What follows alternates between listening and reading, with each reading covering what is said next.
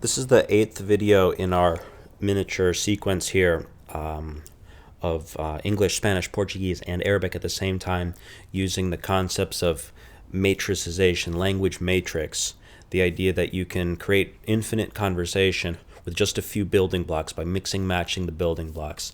And you learn the language through that process of expressing thought, creating meaning by mixing and matching. And now we try to wean off of the matrix and sort of build it in your mind so that you can be spontaneous in the language. This is the last video from this series, and I'm going to show you my map of Spanish and then map of Portuguese and map of Arabic. It's all the same structure, but the idea is you've already seen it's a single page, and we've already seen what a building block looks like. And so just to walk over what a map of Spanish, and these are available, I can give you this, is a tense aspect matrix. Okay, so here I have past, present, future, and conditional on one axis, and then a simple, continuous, and perfect on another axis. Okay, so past simple, I spoke, hablé, and then just build your sentences. I spoke Spanish, hablé español.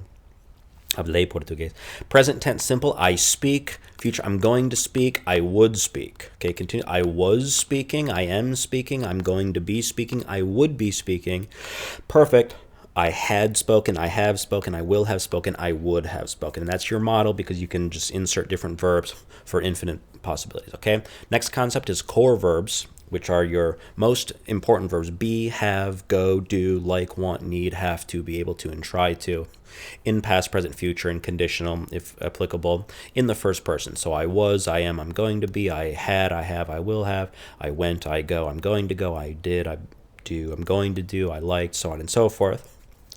Adverb timeline allows you to pair verbs with adverbs to talk about when those things happen, past, present, future, and a line of frequency: always, sometimes, and never. So on the hour level, before, earlier, now and later, yesterday, today, tomorrow, last night, tonight, tomorrow night, last week, this week, next week, last week, and this week, and so on and so forth through your month, year, and time. Last time, this time, next time. So many possibilities just on this screen, and even more in theory. Question words are how, where, what, when, who, why, how much. You pair those with verbs, often in the second person. How are you? Where are you? What are you doing? When are you going to do this? Who is that? Why is this? How much is that? Right? Conjunctions: but, and, or, because, so, and then, which continue to multiply. Indefinite pronoun matrix. This is cool. Everyone, everywhere, everything. Right? Todos, toda parte, todo. Someone, somewhere, something. No one, nowhere, no thing, or nothing. Right? That's that in that language. And then I've got a line for your pronouns, right? So the I, you, he, she, we, y'all, and they.